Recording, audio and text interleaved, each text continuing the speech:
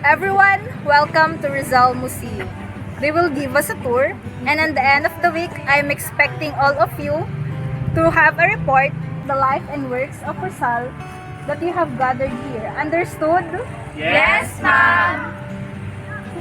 Let us first start right this way.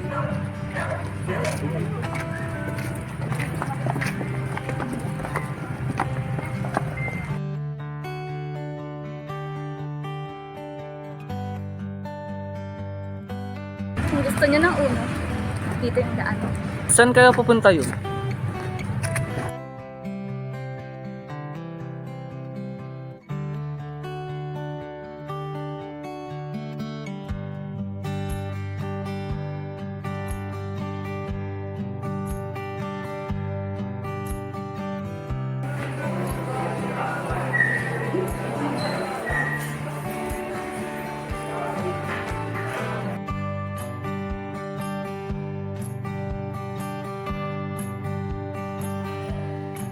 Dapat mahanap ko agad kung nasan doon.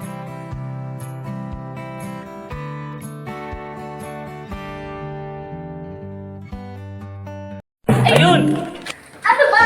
Masama bang lubaban para sa kalayaan? Ano bumitaw? Akong nauna. Kahit sa ranking, akong top 1 dahil akong unang nagpasa ng project. Ano ba? Nakalimutan mo na ba? Masama bang Na ako ipagtanggol ang bayan laban para sa matapos pang-aabuso ko yung at pang-aapi? project ko, at nahuli akong nagpasa? Ang hindi marunong lumingon sa pinanggalingan ay di makararating sa paroroonan. Ano sabi Hindi mo? na ako papayag na makuha mo sa akin ang tangko. Kasalanan bang ilantad ang mga katiwalian na nangyari sa ating bansa?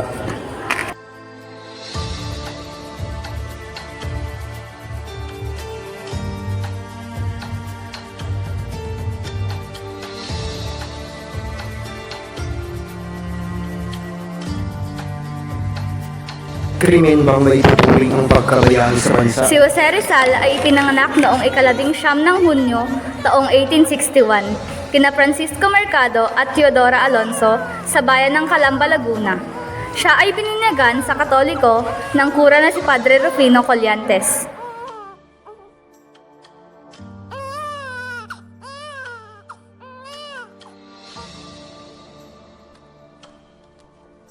Francisco Teodoro, ingatan niyo ang batang ito sapagkat nakikita ko sa kanya na magiging matapang, matalino at may pagtatanggol ang marami.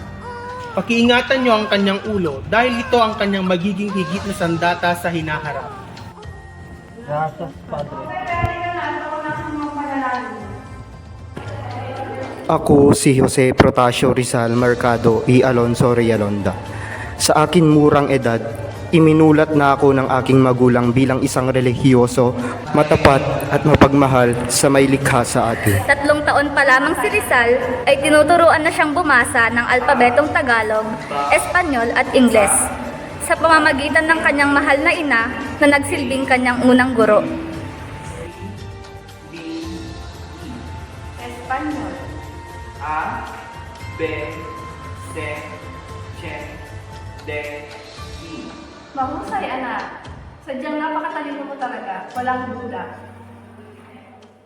Tinuruan din ako ng iba't ibang pribadong tagapagturo gaya na lamang nila Maestro Celestino na nagturo sa akin na magbasa, magsulat, relihiyon at asignaturang matematika. Mahusay, marunong ka nang bumasa at magsulat. Higit pa riyan ang pagiging gusto mo sa matematika at relihiyon. Sa tingin ko, wala na akong maidadagdag pa sa iyong kaalaman. Sumunod si Maestro Lucas Padua na nagturo naman sa akin ng lengguaheng Latin at Espanyol at ang panghuli na si Maestro Leon Monroy na nagturo sa akin na pahalagahan ng sining.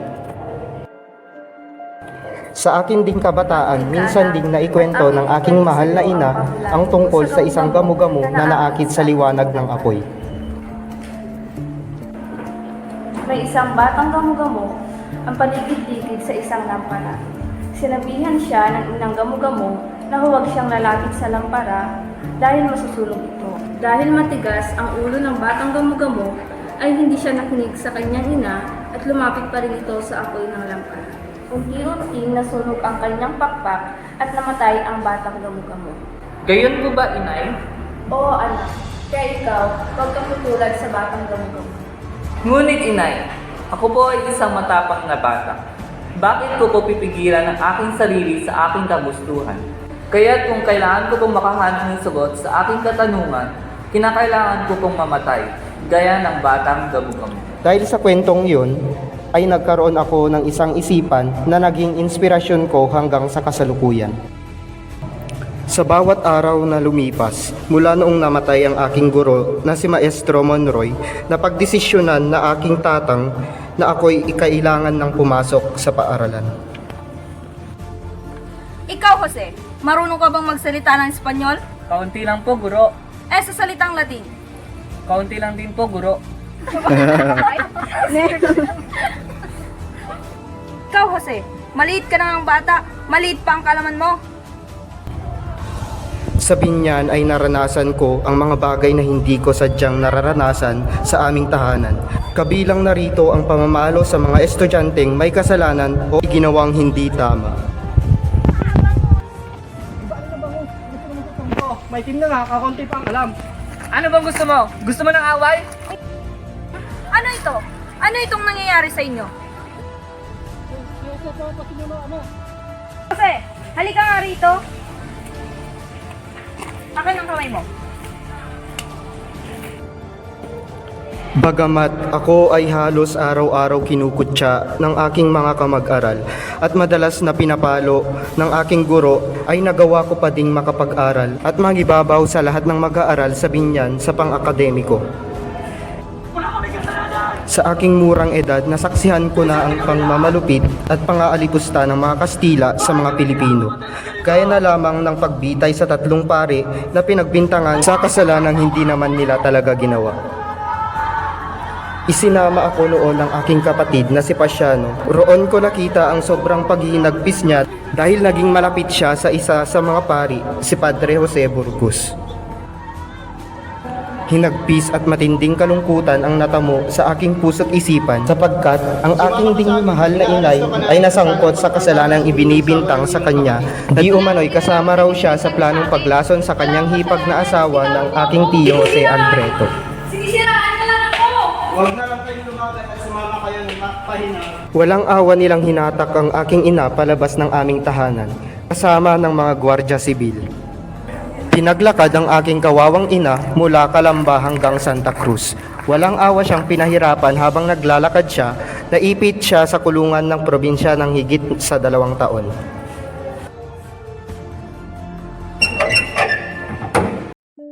Ika-10 ng Hunyo taong 1872, sinamahan ako ng aking kuya Pasiano patungo sa Maynila.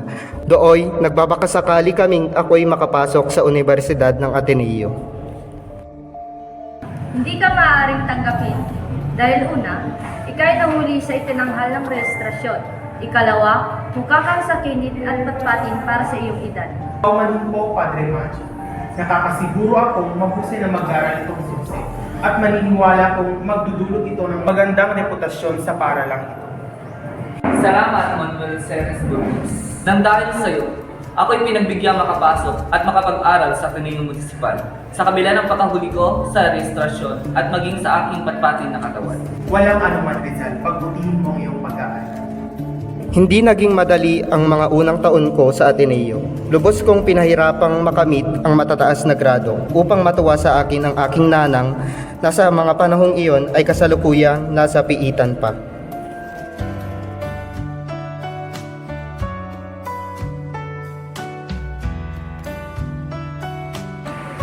Nasa 16 na taong gulang si Rizal nang madama ang unang pag-ibig sa dalagang nagangalang Segunda Katigbak na taga Lipa, Batangas. Isang araw, pagdating sa Lipa ay andon na si Segunda kasama ang iba pang bisita at agad na nabighani si Rizal sa taglay niyang kagandahan.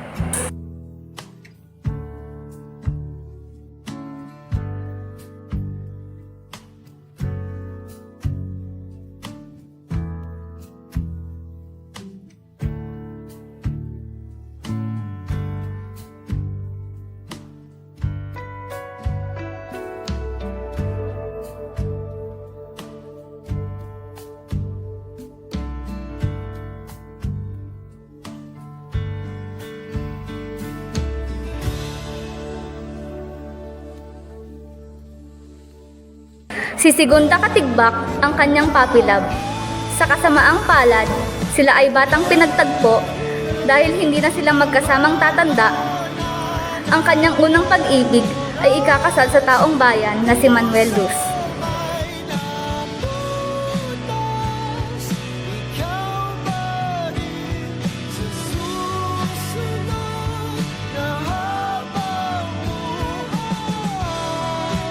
Matapos akong makapagtapos ng pag-aaral sa paaralan ng Ateneo, kinailangan kong bumalik sa aking bayan, ang bayang Calamba. Kung kaya't kinakailangan kong magpaalam sa dalagang unang nagpatibok ng aking puso. Isang buwan ang lumipas matapos akong makapagtapos sa Ateneo. Nakapagdesisyon ako na kunin muna pansamantala ang kursong Pilosopiya at Literatura habang ako'y nag-aantay sa sagot ni Padre Pablo Ramon sa kursong nababagay sa akin. Sa pagkakataong ito, ginamit ko ang apelyedong Rizal upang hindi makaagaw ng pansin sa mata ng mga Espanyol ang aking papasukang universidad. Habang ako'y nag-aaral sa Universidad ng Santo Tomas, ay doon ko nakilala ang isang kaakit-akit at mahinhin na dalaga na anak ni Tio Antonio Rivera na nagngangalang Leonor Rivera. Tungalay kong arana para sa dalagang walang kasing ganda. Amoy rosas ang alimoyak kung nanaisin ng tadhanang mapalin lang. Di hahayaan mawala pa tayo na sanang dalawa. Siyang huli at ang umpisa, papatunayan ang unang pag-ibig ay di mawawala.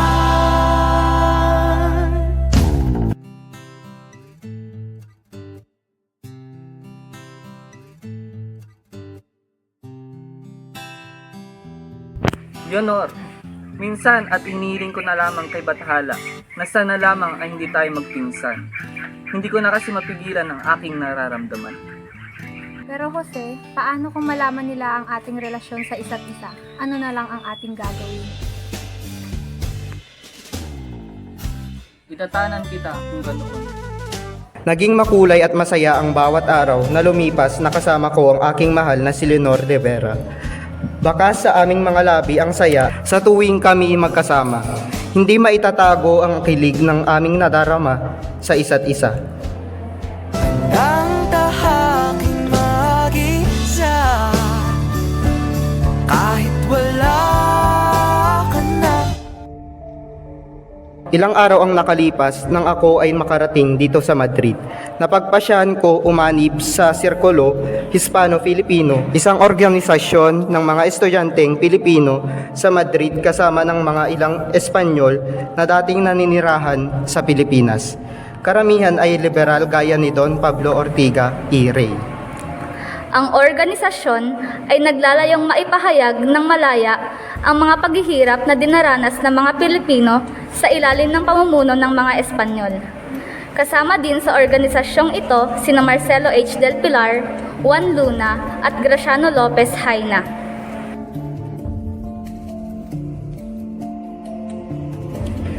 Sinunod ko ang payo ng aking kuya Pasiano, ipinagpatuloy ko ang aking pag-aaral sa Universidad Central de Madrid. Kumuha ko ng 2 kurso, ang medisina at filosofiya at pagsulat. Ang pangungulila ko sa aking pamilya at sa aking minamahal na Leonor ay dinaan ko na lamang sa pamamasyal at pagbabasa ng iba't ibang akda upang libangin ang aking sarili. Taong 1885, nang makapagtapos ng pag-aaral sa Madrid si Rizal. Sa pagkakataong iyon, ay labis na nakaramdam ng tuwa dahil sa wakas ay naging isa na siyang ganap na manggagamot. At napagtagumpayan ang ipinapangarap ng kanyang kuya Pasiano. Pagkaraan ng ilang taon, ay natapos ang pagsulat sa kanyang unang nobela na No Limitang Here. Rizal, ikaw ba yan? Ano ang nangyari sa iyo? Maximo, walang dumating na pera mula kay Kuya Pasiano ngayong mga nakaraang buwan. Isang beses na lang ako kung kumain. Ako na lang ang naglalaba ng aking mga damit para lamang makatipid. Dala ng sobrang kahirapan at pagtitipid sa panahong iyon, Napag-isip-isip ni Rizal na magtanggal ng ilang pahina sa kanyang nobela. Isa sa mga kabanata na kanyang tinanggal ay ang kabanata patungkol kina Elias at Salome, na dapat ito ang ika-25 kabanata. Buenos dias, Rizal. Alam mo na siguro ang balitang tungkol sa iyo. Delikado na ang buhay mo, kung kaya't nais kong lisanin mo ang Pilipinas sa lalong madaling panahon. Ayokong makita kang mamatay sa kamay ng mga private. Ngunit wala akong nakikitang masama sa mga nailimbag ko. Ako man, wala akong nakikitang masama sa sinulat mo. Sadyang mainit lang ang mata nila sa iyo. Pero kung iyan ang iyong gusto, ako'y lilisan na sa lalong madaling panahon. Quédate y que Dios los bendiga. Gracias. Ako'y nagtungong Gent, isang kilalang syudad, universidad sa Belgica. Ang pamumuhay rito ay di hamak na mas mababa kumpara sa Brussels. Higit pa ron, ang mahalaga ng pagpapalimbag ay higit na mas mababa rito. Kaagad akong naghanap ng imprentang may mas mababang singil. Naging desperado ako dahil paubos na ang aking pondo. Nagawa kong magsangla ng alahas upang may maibigay akong paunang bayad. Nalaman ng aking matalik na kaibigan na si Valentin Ventura ang aking hinaharap na suliranin. Siya ang nagligtas ng El Filibusterismo. Nang ako'y makabalik sa Maynila, minarapat kong magpatawag ng isang pulong upang bumuo ng isang samahan na tinawag na La Liga Una sa Filipina. lahat, nais ko magpasalamat sa inyong lahat sa pagdalo sa pulong na ito. Ngunit ano nga ba ang iyong nais at ikay nagpatawag ng pagpupulong? Nais ko sanang magtatag ng samahan ng mga Pilipino upang tumaligsa sa pamahalaan ng mga Kastila. Ito ang La Liga Filipina. Tayong mga kasapi nito ay magtutulungan, magdadamayan at higit sa lahat ay magkakaisa sa layuning patatagin ng edukasyon, agrikultura at komersyo. Mabuhay si Jose Rizal!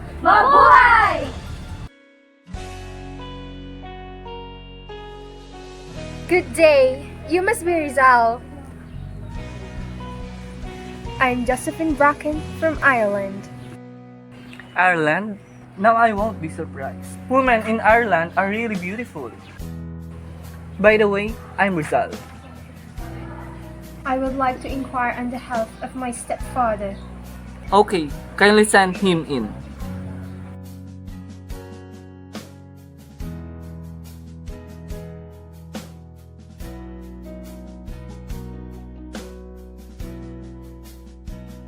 Kay tagal ko nang nag-iisa.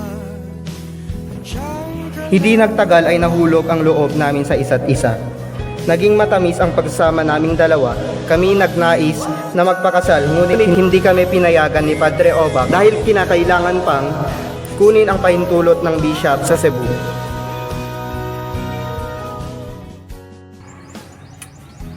Nais po sana naming magpakasal. Hindi maaari. Sa mata ng Diyos, tayo ay kasal. Huwag nang mawala araw-araw.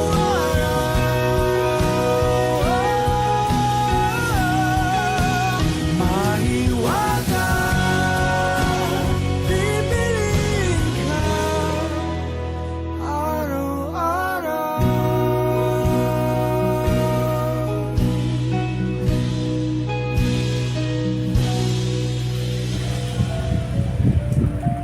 Nais kong ipatingin ang aking kasama. Siya ay may problema sa kabilang mga mata.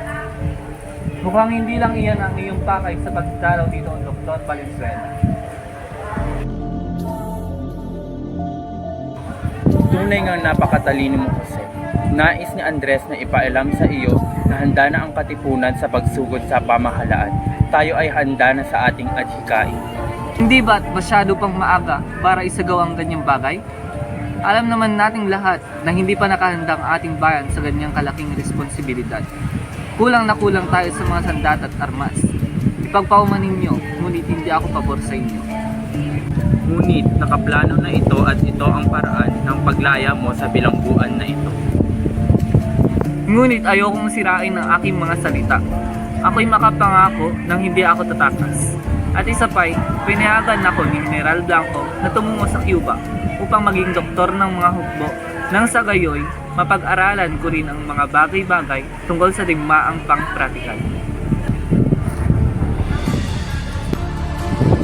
Mukhang hindi kita mapipilit sa aming adhikain po. Paumanhin.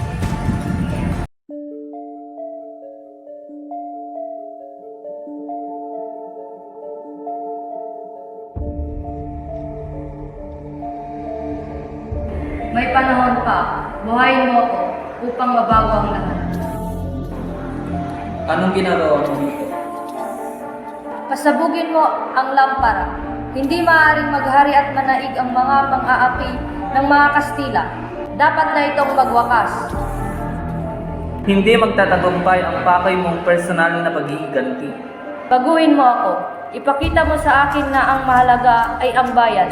Hindi sa Maria Clara, hindi ang paghihiganti. Patayin mo ako sa wagas na pagkalason. Hindi ko gusto ang pagpatay mo sa akin. Pinatay mo ako dahil akala ko wala ng pag-asa, pero meron pa. Mababago pa natin. Magsulat ka ulit. Paano kung hindi ako makapagsulat? Paano kung wala na akong masabi? Paano kung kasabay mo yung mamatay din ako? Tama nga sila. Nagkasala ka nga. Traidor ka nga. Wala ka nang iniisip kundi ang sarili mo. Dapat ka nang mamatay. Natapos ang paglilitis at ako ay hinatulang barilin sa Bagong Bayan sa umaga ng 30 ng Disyembre. Hindi makatarungan ang nangyari. Hindi man lang tayo binigyan ng pagkakataon. Minadali nila ang paglilitis. Niloko nila tayo. Ginamit lang nila tayo. Bakit ba ikaw ang galit na galit? Eh ako naman ang mamamatay. Buti naman at nakakapagpatawa ka pa. Sabiel, Ayoko na. Magbibitaw na ako ng tungkulin ko sa gobyerno. Uuwi na ako sa Espanya. Iyang-iya ako sa'yo. Iyang-iya ako sa inyo. bakit? Dahil isa akong Kastila. Hindi ka Kastila, Tabiel. Pareho lang tayo. Kailangan natin gumawa ng paraan upang maligtas si Jose Rizal. Mabuhay si Jose Rizal! Mabuhay! Mabuhay si Jose Rizal! Tama na, tumahimik ang lahat. Ako man, gusto kong mailigtas ang aking kapatid. Ngunit natitiyak ko na kailanman hindi gugustuhin ni Pepe na dumanak ang dugo ng dahil sa kanya. Wala na tayong magagawa. Diyos ang bahalang magligtas sa kanya.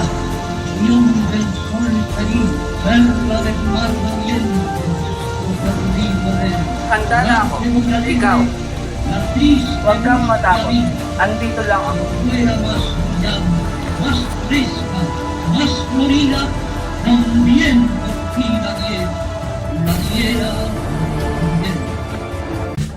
Buong buhay ko ay wala akong ginawa, kundi husgahan ako, basahin ako, kinuha nyo ang lahat sa akin, kung ano-ano ang hiningi nyo, pero hindi nyo pa rin makita kung sino ako. Marami akong binigay, bakit pati ang buhay ko, patahimikin nyo na ako, para makita nyo ang sarili ko. Listo, karga, apuntar. Dayuhan ay na Konsumatum es! Fuego! Bayan ko, pinihag ka, nasadlak sa Viva Vegra. Death to all traitors. Viva España. Viva, viva, viva España.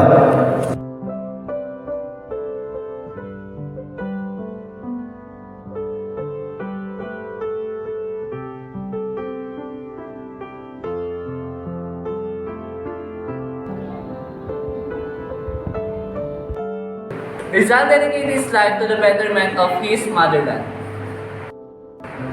His efforts awakened the nationalism of the people and thus igniting the Philippine Revolution. The importance of learning the life, works, and writings of Jose Rizal are to give honor to him. To understand the history of our country, learn from his experiences, internalize his writings, and increase the love for our nation.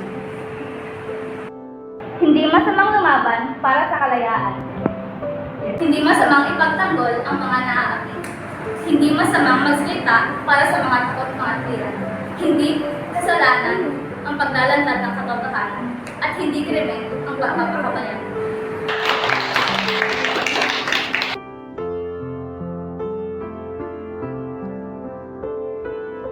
Okay lang sa akin na ikaw ang top 1 ngayon. Babawi na lang ako.